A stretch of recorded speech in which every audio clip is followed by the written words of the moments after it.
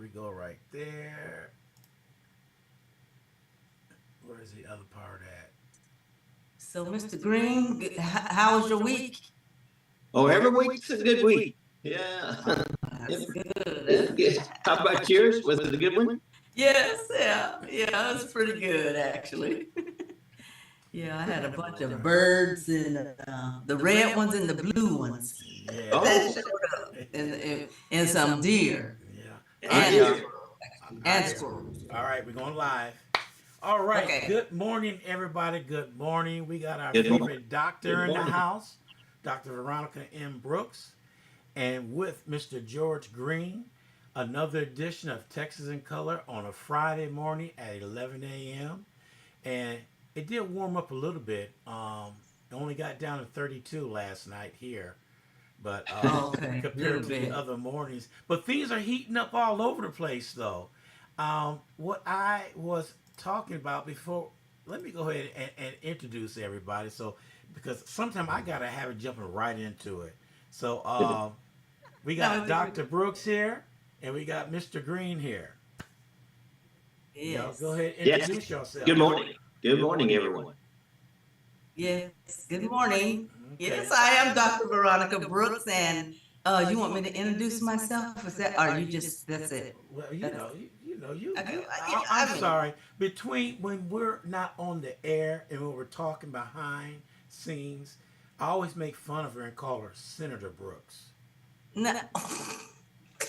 because she has that facade. If you look at her, she has Ron, thank you. everything there, and that's a senator right there. Because I always tell her all the time, I'm gonna come get your autograph Mm. because I feel the knowledge that she has in the books that she wrote, that she could be there as a senator in the great state of Texas. See, Oh, Ron, so thank that's what you. we're looking at. Thank And you. then Mr. Green, our new council member, will be elected in New Braunfels. And I got one question for you, Mr. Green. Yes, sir. You ready? Yes, sir. What happened to the electoral system in New Braunfels? We heard almost 5,000 people was out without power the other day. Oh, well. What? Yes, we did have a shortage, short out, and luckily our utilities got it back up and running quickly. Yeah. And I think whenever we have these days, most places around, it's really a stress on your electrical grid. And sometimes they go down. Luckily and hopefully they don't go down very long. So Yeah. that's a good thing. Yeah, because it was cold that day when it went down, too. Yeah, it I was looking was. at the temperature. It Oh was my like God, 21 that's degrees. I said, oh, Lord, it's because cold over there. it's been very cold. Because when I first saw that, what was the day before yesterday? It Yeah. was 23 degrees, feeling like 16. They were saying on the weather, and then it went up the next day. Yeah, Yeah. yeah, it was 26. So now it's 37, right? Yeah, well, Yeah. it warmed up. Oh, So, what I want to dab into, we still talking about school vouchers, because now it's in the committee and they're talking. And a friend of mine, Joseph Lee, we had his show the other day. We were talking about. He said, "Ron, this is going to affect the IEP." I said, "The IE what?" He said, "The IEP." And the funding will affect that with the vouchers going. I said, how is that? So I looked it up. It's individualized education program. And what it is for the disabled kids in school on the money that they get from federal and state. So if they cut out the education department, that's going to end all the federal money that's going to state. That's how I'm looking at it. And when it comes out to our state, with the vouchers coming, that's going to affect. Well, now we're starting to see the trickle down effect that's going to come down to the local level. So it's hard to see now. It's going to affect the disabled students, not only just the regular student, but the disabled students will be hit hard by this. So I sure hope that they are discussing this in their committee about the school voucher on how far this is going to go. So I looked up Texas. You know me, I'm gonna look it up and find out what's going on in Texas. So there is some things going on here in Texas. Let me bring it up for you real quick. That it's usually $1,500 a student it affects for each student for this right here. So and there was no mention in the voucher at all. Will it take care of the public schools in this right here? San Antonio Independent School District is committed in supporting students with disabilities. You know, the district is going all out for them. One of the few districts that's doing this in the state. You know, so they're preparing themselves for a shortfall. And how they gonna make it up? They gotta go to private organizations to make up the shortfall. So are we gonna let our school district turn around and start going out and filling out grants and all this stuff to the nonprofits to help them out? Is that what we have to do? You know, so I don't get it. Why are we making something so difficult that's going to affect all the students statewide? Anybody have anything to say about that? You know, I just think they don't care actually. But I know they're trying to in that decision about the vouchers, but as we discussed before, we just need to, waiting on what exactly are they going to pass since they keep changing what the actual bill is they want to pass because they're amending the document. So I don't know what to even say in that area, just to wait and see what they actually are going to do, because it is going to affect disabled. And yeah, we know that by the rate that things are going on now, but I know that there's attorneys fighting up against a lot of things. So hopefully, the education portion will be set up properly. I don't understand, because if you're gonna fight and destroy children, education, this able children from seeking something great that we have, and it is education that we have here in America. We have great education because so many Yeah. people come here to get educated. But if you're destroying the education arena, I don't understand it as well. Or whatever, trying to reorganize the education for between public and private school. I don't understand that. Mm. Well, I think we're we're still holding out to see the House has passed their version, if you would, of a voucher program.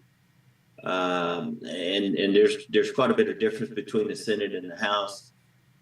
What I hope is that the general public, that they're in contact with their legislators and let them know how they feel about the education program in Texas, and what they feel we need, even with and how it affects the disabled. So I hope that the public is getting active and picking up the phone and calling their representatives and their senators and expressing their opinion, uh, to help move this in the right direction. And we surely don't want our disabled children to be lost in this process.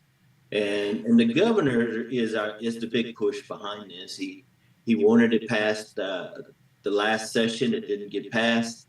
He is determined to have it passed this session. So we'll see how it all comes out. But I hope the public is involved enough that they will take the initiative and make the call to their representative. Yeah, because I'm looking here. I'm going to go back over it again. I found the deal I was looking for about the funding for IEP. Um, the federal government provides funding to support education. The funds are distributed to the local level. So then you got the Texas Special Education Allotment. That's another one that helps out. Funding is based on students, meaning students in special education programs.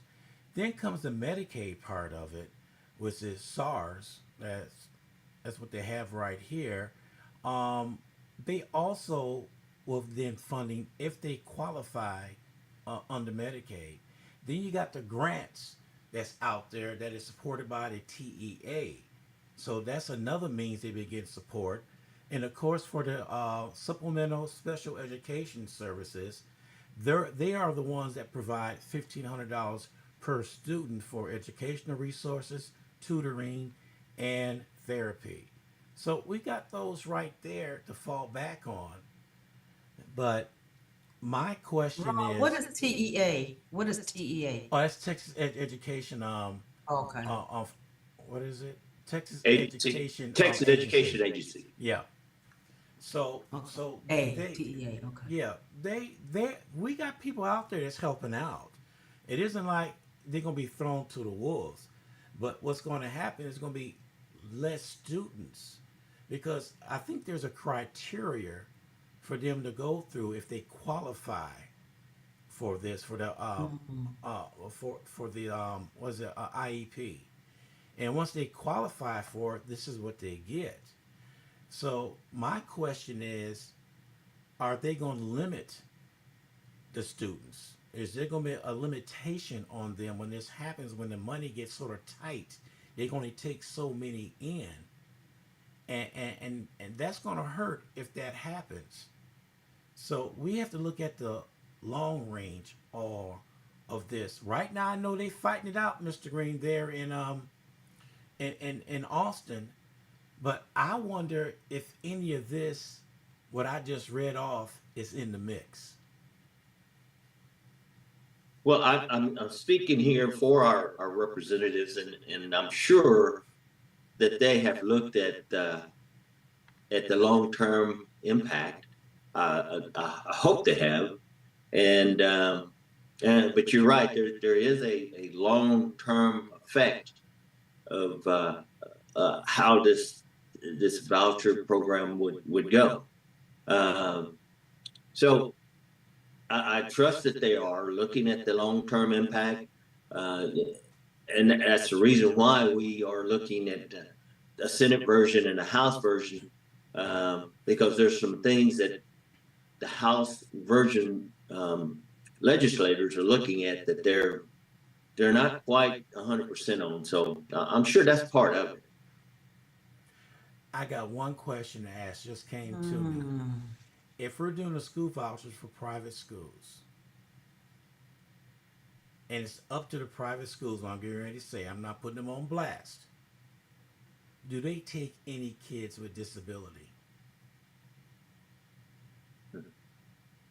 You know, that's, I just came up with that. Are they? And if so, are those kids getting additional funding along with the school vouchers? I would like to know any of our listeners out there could answer that question for me. Usually in any private school, they do have disability students in it. And I just don't know as far as to what extent. But in private school, they actually have disability students. They're separate to just like you do in a regular school. But so much stuff is going on, and I was just looking at this article about people are resisting, the public schools are resisting that voucher that they're trying to put out there from the the state representatives and the bill they're trying to put out there. They're really rejecting it because they're saying it's going to short 5 million children in Texas to So, get education. That's a lot of kids. so basically, I'm gonna go back to Mr. Green. Mr. Green, you was right what you were saying. once the full picture unfolds and people see exactly what this is, and you always sat there and told her, just wait, wait, because it's going to come out what they're really going to do with the school voucher. You just can't say you want a school voucher and give it to people. Now everything is coming out, um, how it's going to work and all that. And like Veronica said, now we're starting to get pushback. Say, wait a minute, hold on. And you know, with that being said, Mr. Green, you was dead on when you said once it comes out, Mm-hmm. and it's starting to come out slowly but surely what's going on. And I can see them right now scrambling, trying to amend this, amend that, fix this, and fix that. And I'm going to say it. It's going to come down to a watered down bill where it's not going to do exactly what they wanted it to do. Well, you're right. I mean, you know, the session's got a ways to go, and I think as each of our legislators start looking at, the final version of what they're wanting to do, then we'll see, okay, how it affects each and every student out there. And yeah, we only have this X number of students, and once you go to dividing that number of students, one group going to public school, one going to private school, or however you look at it, somebody's going to get less, and I think that's what we're concerned about. We don't have an infinite amount of money. It's a finite amount of money, and so it's going to be a scramble to see how they divvy that all out. And we'll just have to wait toward the end and see how it impacts it. But meantime, we need to be calling our representatives and let them Yes. know, hey, what we're concerned about. And they are getting phone calls. Um, Yeah, I guess I'd be I mean, calling about. they have been getting phone calls. I talked to a couple of people. Say I call them. I call them once a week and express what I want to say. I call them so much I got them on speed dial. I make sure my routine call is It's I call good. my representative, let them know how I feel about things, and that is so true because, you know, what is I have always said this. How is your representative going to know what to do if you don't let them know how you feel about things? They are not going to Yeah. know the pressure that you're going to put them under because you elected them. And as far as I'm concerned, this is a free state and a free country. You can vote for whoever you want to vote for. American people are smarter than what the politicians think. When they get tired, oh, you're going to see heads roll. Oh, we don't have you Mm-hmm. there. It won't be that name recognition anymore. It was be, did you do the job we put you in for? And that's exactly right, because I remember sitting with Jasmine before, and she said, if you don't contact us and tell us, we don't know everything. We won't know until you say something. So that even reminds me even more, because yeah, I'm gonna, after I get off here, I'm gonna give a call to my representative. Let me say. Yeah, I'm gonna give her a call and just, I have some questions. Yeah, Because with the children, we should never leave out no child. that's right. That's just what I think, children. I mean, because they're kids. I mean, they didn't ask to be here, you know what I'm saying? They didn't ask, to be in that situation, but children is very delicate to me. And if you could do everything for your example, a pet dog, and get all their vaccinations and all their things like that, maybe you need to really pay attention to your actual human child as Yeah. well. So I think that's where I stand at. So we have to wait. We really have to wait and see what they're gonna end up putting out, exactly what they're gonna approve of when they sign off on the bill, because I know the children, it's important for the children to learn and to have, they deserve to have greatness. Everybody needs to have a chance as a child, because all of them don't grow up. I mean, they can't grow up the same way I mean, I had pretty much, I was very well privileged, but the thing is, everybody's not like that, and we have to make sure everybody has a chance. You know, you brought up something. I heard from cut my mic. I heard from a representative either from Louisiana or Florida. I can't remember where. His thought process. So I sort of looked at him.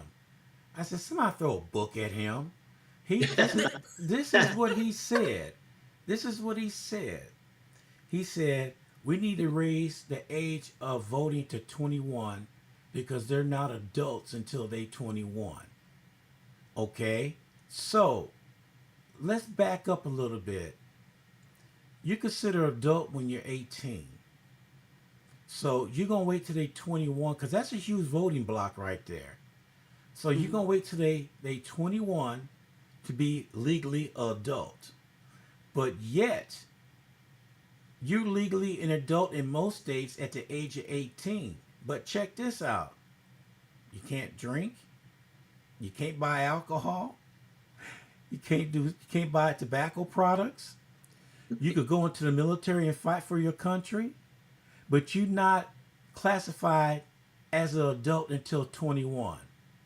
I listened to that imbecile talk and I said, he's not in 1950. He's back to Roman time, the way he's thinking. Because that does not make any sense. See, they want to push that voting block back or bring it up to 21 because the young voters, they're sick and tired. And the young voters are the ones, that's the main block we need to look out for. They are the ones that's going to change things. Exactly. But thinking like that to push it up to 21, that's just going to piss off the young voters more and more. So now you're depriving us from going out to vote, but you want me to fight for the country at 18. Now, maybe I'm going Yeah. down the wrong track, but I'm looking at like I said, somebody throw the book at him for even that coming out of his mouth. When I was living in Japan at the time, in Japan, to drive a car, you have to be, it's 21 years old. They don't give, like us, it's 16, right? You get your permit at 14 and 15 years old, and then you get your license. Well, when I was there, they don't get theirs until 21, but they are considered professional drivers when they get their license and stuff at age 21, which that was the age that they permitted. Now, in America, we have we have some talented kid, just individuals, and then at age 16, they can drive. That means they're what? They're thinking, they know how to do things. Some decisions they're still growing and learning, but you just trying to push it out, it doesn't make any sense to me, because when we graduate from high school, 18, that's what? That's actually you're basically becoming that adult to make decisions. Yes. So I don't even understand why they would even, why, yeah, I think maybe throw two to three books at them. I don't know, because it doesn't make, things just don't, it just doesn't, it just ain't clicking when people do certain things, and maybe I'm thinking too logically, or whatever the case may be. But the thing is, I know that it doesn't make sense to put it out to 21, because we've already been taught all the way through high school exactly things that we need to do, but we still have to learn even more, because life begins to start life, and after we get you know up in age 18, 19, 20, actually I don't think you're ready for a lot of things, other things, as far as adult, really hardcore adult, probably like 28. But the thing is, making a decision to vote who you want, because you're going to have to pay bills, you're going to have to do Yeah. all this, especially at 18 years old. So I don't understand why they have to, why 21? What are they doing? Yeah. What do they think? Eh, Well, Go ahead. I think the baby boomer population, as we go through the age bracket, if you would, we had a lot to do with the 18-year-old um, uh, line or limit, if you would. Uh, that baby boomer group, they're very powerful in how they affect the age of certain things, and we kept it at 18 as we go through the process, and that's what we as a group felt was a good age, was 18. I don't know where the individual is at that's talked about 21, but we're set at 18, speaking for our baby boomer group. Yeah. Mm-hmm. Yeah. Yes. I'll switch gears. Um, Governor Abbott came to San Antonio the other day, and he was giving his little speech. But there's one part of the speech that I was trying to figure out, where is this coming from? He was talking about the Texas electric grid, and people asked him a question about the voucher. He went in the other direction, talking about we got to get the grid up and not. Yeah, a few years ago we needed it up when we had that cold snap and everybody was buried in snow. So why bring it up now when the voucher is a hot topic, and the grid was a hot topic a few years ago that they shied away from. So I was trying to figure out, is he really sitting there deflecting things? Let's talk about the real issues right now. I understand about the grid. The grid has been having problems since the 80s. It's nothing new about the electric grid. If you want to vote something to get it, vote it and get it fixed. So let's move on to school vouchers. But he really didn't come clear cut about the school vouchers. He just wanted it passed. Now, between me and you and a dog named Boo, um, let's talk about the issues that's affecting Texas. Let's not deflect. You had the opportunity to spill out your school vouchers, but yet you did not take that opportunity to ask questions or questions asked to you about it. You deflected the other direction. So how are we gonna get the real truth about it, which we are getting now? When our governor is not really, actually he's tiptoeing around the issue because he knows it's a hot topic. So I listened to the speech.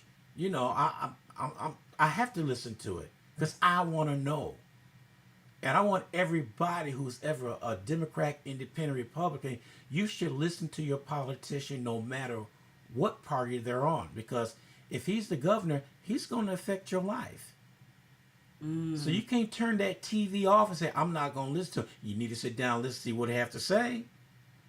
That's the only way you're going to know. And that's where the questions come in and ask. Are we at that point, Mr. Green, that we're going to sit back and let somebody tell us what they're going to do without holding them accountable? Well, I hope not, and I don't think we are. I think more and more we're becoming more engaged, and that's a good thing. And as much as our elected officials may sidestep some of the issues, we need to keep them on point and bring them back to the issue at hand. And so I did watch the governor there in San Antonio, and he may need to make some more trips to San Antonio to answer questions he didn't get the answer, but hey, that's what we elected him for. So come back, Governor. That's what we say. You know, when they I didn't do, know he was here, yeah, actually. when they do a news conference, what goes in my mind about a news conference, you're going to do a news conference, that means you open yourself up to questions. But when you don't open yourself up to questions, it's not a news conference. It's just, this is what we're doing, bye. Okay, so why did you come here? If you don't want to listen Yeah. to the people, why did you come here? And And that's not just only on the Republican side. Democrats do the same thing. They Mm-hmm. do that. They want to come say what they have to say. They don't want no questions asked. Or they do this. They stack the room with only their supporters. They don't want nobody there that's going to ask them a crazy question. So what happened with being real? What happened with being transparent? When you're gonna stack the Mm-hmm. deck where nobody come in and ask you a solid question, you just want your supporters in there. Number one, that's not democracy. I mean, you could do whatever you Yeah. want to do. Don't get me wrong. You could do whatever you want to do. But when you do a major news conference and you only have your people in there, I'm sorry. I'm just telling like it is. You chicken. Yeah, because Ron, there, the being authentic is difficult. It's difficult sometimes for people, but when you're in that type of a position, leading the world, you have to be open. And when they go and try to divert to some other subject instead of answering, yeah, I would get very agitated for one thing, because they are ignoring what I'm trying to say, and see, that's why it's not good for me probably to not, well, maybe it might be good, and then because I would probably cut off everybody else, and I want my question answered. You know what I'm saying? Answer my question, right? So when they do that, and it goes, when you said that Abbott was here, I didn't, of course, I didn't know that he was here. Probably I have to keep up with more things. But you brung up earlier about the disabled. He's disabled, right? Yes. So why would you? You see what I'm saying? You're gonna damage kids, or take from children. See, that's a prime thing that you could look at as well. But going back to your question, going back to your comment about them diverting from answering the question, when you're not authentic, instead of saying, I don't know the answer, or Yes. I didn't, pay attention, or whatever the case may be, some people are too just heady and high minded. They rather sit up there and lie, and sit up there and do nothing and divert to something else. All you have to do is say, I'll have to get back with you, or ask somebody to get that person's name so I can get back with you, Exactly. especially if you're in a leadership role, because we're not going to know everything at that time. I understand that. But when you divert, and then you lie, and then you trick, and you just be deceitful, that's where I'm going to have a lot of issues, and then I'll probably begin to lash out. well, well, you just have to be steadfast, and whoever the presenter is, he or she should have someone there that they're able to divert to, and say they'll follow up and get back with them. I mean, that's the way I would handle it. Uh, Mm-hmm. and the governor's he's got enough support around him to do just that. And Yeah. and so he's our governor. We elected him there, so we need him to answer those questions. I That's what they elected. Yeah, they elected that. So So yeah. So Mr. Green, that's why I'm grateful that you have a mindset. You have a mindset, and you will, because I know you wouldn't know everything at that time, because you would have so many things to, address, or, some things that may happen that you didn't know. Of course you could not answer right then and there. You would have to, I'll get back with you. But when you're saying, like, you're going to be a representative for me, I would expect for you not to diverge from the question, but just answer it sincerely, and just let me know exactly what is what right there. See, that's a good leader right there, what you just said, what you just did. Now, that's something that you would probably need to teach Abbott. It, to do those type things. That shows good leadership. You have because you have everybody is human. And I know everybody is not so perfect, but I know our country is great. I know America is beautiful. But when you do all the being deceitful and doing all the hypocrisy stuff, for example, you say a Christian, but then you don't follow your Christian rules, and then you don't do, it's just a lot of things there. My thing is just be authentic because you're human, and See, that's the way a leader should be. Just be authentic. Say, hey, I don't know, don't try to turn your head from it, but I don't know the answer right now. I have to look at some things and check. I want to give you a correct answer. That's a good leader. Maybe you should call him up and give him some advice. you talking about a leader, and we have leaders all over the place. Not political leaders. We have other leaders. Now, Mm-hmm. for instance, I have been in a management role for 3 jobs that I had growing up, and to the last one I retired from. Um, I had to deal with a bunch of stuff being a manager. And if I didn't know the answer, I would tell them, I'll get back with you with that answer. And within 24 hours, I have that answer for them on what's going on. I Mm-hmm. had the opportunity, and I didn't realize this um, really until after I retired.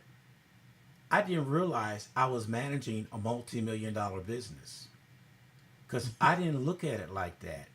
I looked at managing my people to make sure they were taken care of, to make the equipment was running right. There's a lot of things that I did, but it didn't dawn on me when I retired. Excuse me, when they told me that you was managing a multi-million-dollar business. I said, oh, really? Was I? I didn't know. So all I did was I listened to the people. I mean, now I'm talking like a politician now. I listened to the people on what they wanted. I made their life easier on things I implemented in there. You know, the program was always there, but previous managers didn't utilize that program or programs. I utilized that programs that made my life a lot easier. So when they turn around and ask questions, I didn't say, oh, I'll get back with you later. That's not leadership. I Mm-hmm. sat down, told them, I said, let me get back with you on that. Boom. And I didn't realize what I was doing, but I will go and see them personally and give them the answer and show them the answer in black and white so they understood where I was coming from. Mm-hmm. This is the same thing the Texans want from our politicians. Give us the answer. Give us the whys. That's a key word. Give us the why. Why are we doing it? What's in it for Texas? Not for you. I'm gonna go back with this one lady said I interviewed months ago. She said it's not a me thing, it's a we thing. And if we could tell everybody know the whys, you'd be surprised how many people will understand what you're talking about instead of hiding things. Just Yes. my personal opinion. That's good leadership right there. When you're not really focused on you, it doesn't matter what position, because I've been director and all that, but nobody knew not to touch with none of my employees. They knew how I was, and because I'm the one is responsible, I'm the protector. They're just like, your children. You have to protect them. You're the one that has to give that account. And like when you're over all these people, yes, it's the one you have to really be that one that has to take all the heat and Mm-hmm. everything that comes with it. That's how it works. But we have to be authentic. See, and that's see, I see two great men right in front of me that are great leaders, and that's what we need. We need more leaders like that, people that will stand up for the people, no matter what the cost. You can't really think about the cost of what's gonna, whether you're gonna be like for, because I know some people are scared and some people don't want to go against certain people because, but the thing is they have to stop looking at he's just a man, and Yeah. and he can be put down too. So my thing is, and put in his place too, um to stop, all the shenanigans and things like that. But good leaders stand up for the people.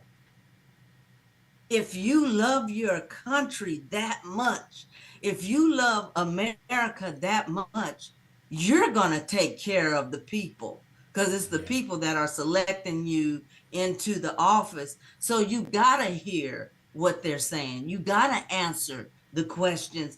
Even when you don't know the answer, you just say, "What? I don't know the answer, and I'm going to get back with you," like we just talked about. And the things that you do, what you just said that you do, that's great leadership, to me, because you're taking care of the people, and that's what matters the most. You're taking care of the people, you're taking care of your country. I mean, I definitely want to see the best out of my country, what I live in. I want the very best. So what can I do to help make it the best? Be supportive of my representative. And my representative should be very supportive of me and make sure I have clear understanding about everything that I need to know. And also, if I even need to do something, you know, just let me know so I can be that help to my representative. Yeah. That's I think that is more of a team player thing.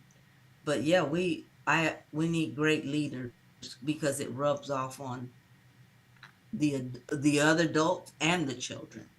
Amen to that. I know exactly what you mean. Mr. Green, your thoughts?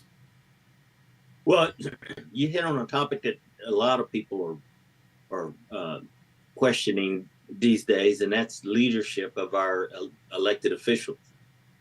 And it, it it seems like we're in a phase to where uh, some of our leaders are not exhibiting the kind of character and traits that we the public are looking for. Uh, we're looking for answers. Yes, we understand that the questions that we ask, uh, they may not have the questions at that time, but a good trait of a good leader is the ability to follow up. And you mentioned you put a time frame on it, Ron.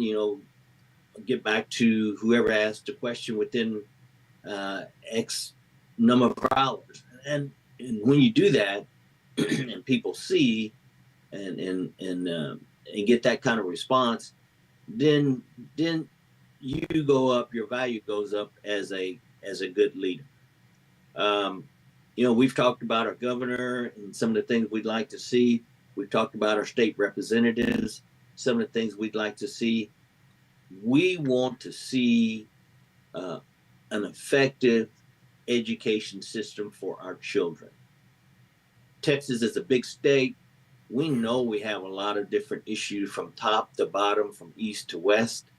Uh, we just want our kids to be well taken care of. We want them to be safe. We want them to be educated, Mm-hmm. because this world is getting to a point to where it's not like it used to be.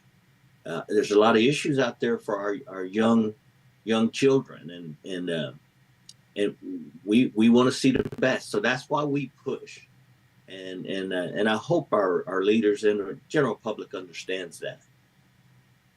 You know, Yeah, because I think if we take care of the teachers will definitely take care of the students. They won't have to bring money out of their own pocket like they usually do. Majority of teachers, if you ever really look at it, they always take money out of their pocket to take care of the students because they don't have enough. And that's where, things we have to do to even correct and build. But yeah, I Yeah. got to talk to my representative because y'all, let me write this because I have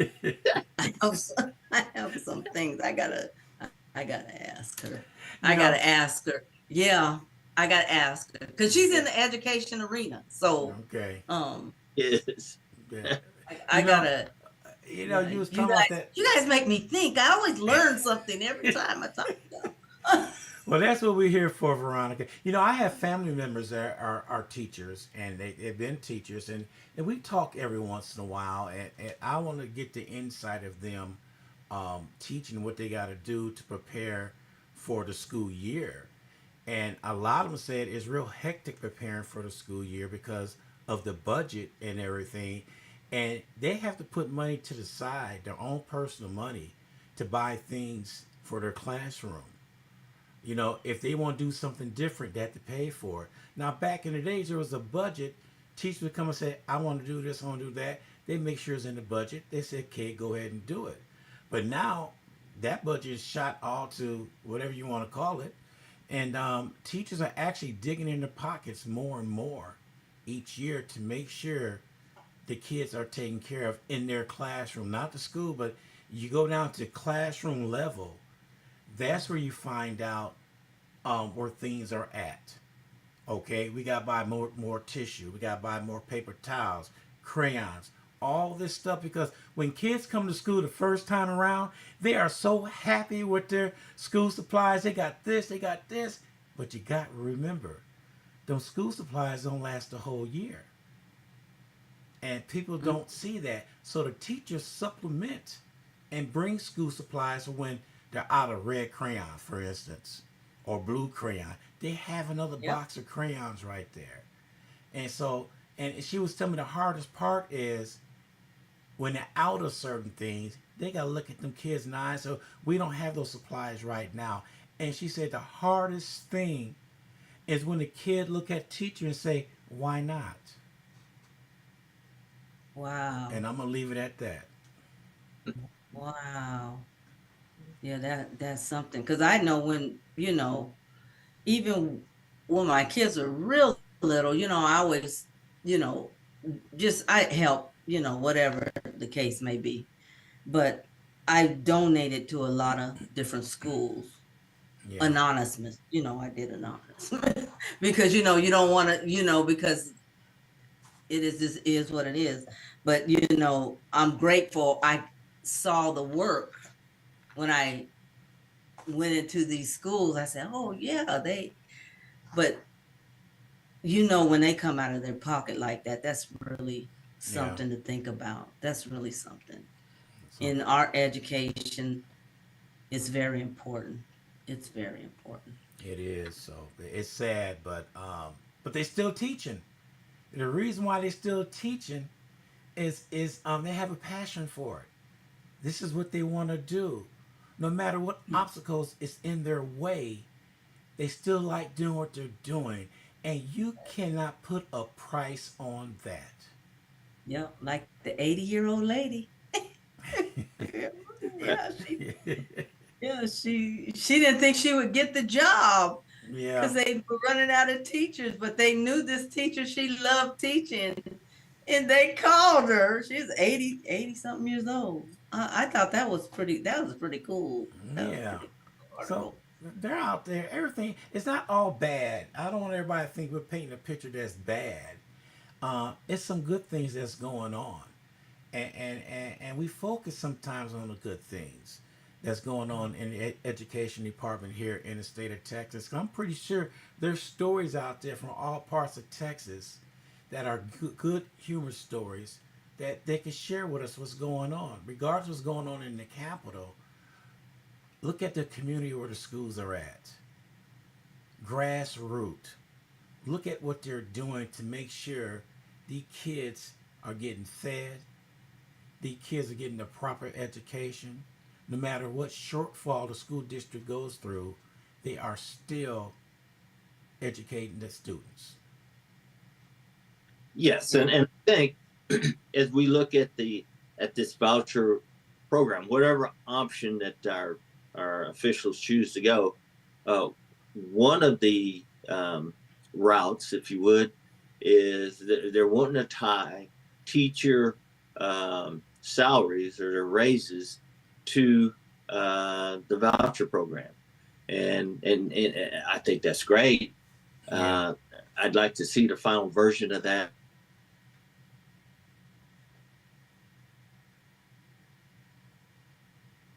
Uh-oh, we lost you. You sure I did. can't hear you. No, we Uh-oh. lost him. Did you lose me? There you go. Oh, Now there I can he hear is. you. There he is.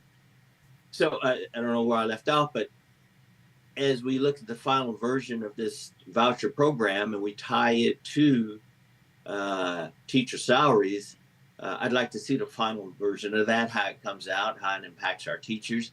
Because I tip my hat off to our teachers here in Texas. They do a marvelous job.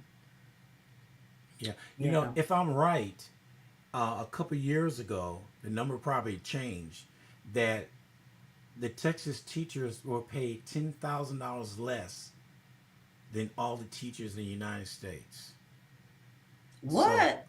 yeah, $10,000 less. So let's say you come here, you teach in Texas. I'm just throwing a number out there, everybody, so don't get me wrong. You get $38,000 base pay. I don't know if that's true or not. But you go anywhere else in the United States, that same teacher is getting paid $50,000, $60,000 a year. So No, Texas I think teachers, the salary is Texas, wrong, yeah, period. Texas They need to teachers make, are the lowest paid teachers in the country. that's sad. That's sad. Every teacher that has been to school, got their certificate, every one of them they should just start them automatically with six figures, period. Because that's what their heart is. They want to teach the kids. They want to do something great. So why can't we help them be great? Yeah. Pay them, make sure they're well paid, not underpaid. I think they should be, if anything, overpaid, a teacher. Well, That's just there my was opinion. this, I don't know what state it was in, but this one teacher was teaching and found out that he was sleeping in his car because Mm. he couldn't afford apartment or anything. Yeah, see, and that's true. That happens. That's what I told you about the teacher that was one of my clients, coaching clients, because I was teaching on wealth and building and showing the strategies. And Yeah. that teacher was having actual trouble, and the kids were having trouble in school because they couldn't do the homework because the parents speaking Spanish at school. So that my strategy, I gave him that strategy for Yeah. him to teach. You remember that story I had told you about the teacher? But anyway, he ended up teaching them because he Mm-hmm. wanted to be a teacher. He ended up teaching the parents the English, Yeah. and then on a weekend, on a Saturday, when he wasn't even, because he wanted his students actually to learn, and he was about to even lose his house and car. But after I gave him the strategy of what to do, getting those adults and teaching them English, everybody won. The students won, the teachers won, the parents won, because he was able to pay off his house and his car, Yeah. and everybody got good grades, and the parents learned the English. Yeah. That's good. That's So good yeah. for. Like I said, there's some good stories out there. Mhm. The way society is, we just hear all the negative stuff. We don't hear the good stuff that's going on, and we need to hear a little more about the good stuff that's going on. And Texas, Texas teachers are very, very resilient on things that they could do, and that really helps out when they are resilient to see what's going on out there, and they always find a way. Matter of fact, I know a group of teachers that pull their resources together to help out the school. They all got together, pulled the resources together. They knew what they needed, and they got everything that way. So there's always a way of doing things. And I commend them for doing that right there. Okay, instead of having one teacher, let's get us all together, find out what our classroom needs. First graders, second graders, all the way up. What do we need? So they pulled the resources together, and they came out ahead. Matter of fact, I do a lot of things for the school districts here. For instance, they have the PTA rallies with Halloween or the fall festival. You know, I DJ, and they call me up, and I know that they don't have that much money to deal with, so I give them the price that they wouldn't refuse. I don't charge a full price; it's barely nothing. But I go out Mm. there and support our local school districts by doing that. So, you know, and then I talk about them, make sure y'all get out there and everything. So there's always a way. And parents, we need to get most parents involved in helping out with the schools too. It just don't rely on the teachers. Teachers are there to teach, not to raise your kids. Yeah. Yeah, that's another thing. Yeah. You have to teach some parents. Yeah. Yeah.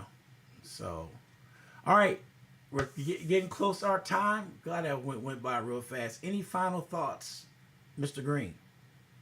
Well, I think we need to continue to educate the public on the issues, especially when it comes to education. Uh, we've got a couple of different versions out there now with our Senate and with our House side. We've talked about a a point we would like to see in that voucher program, whatever the final form is, and that's tying our teacher raises and our teacher salaries uh, to the money that's being doled out in a private setting.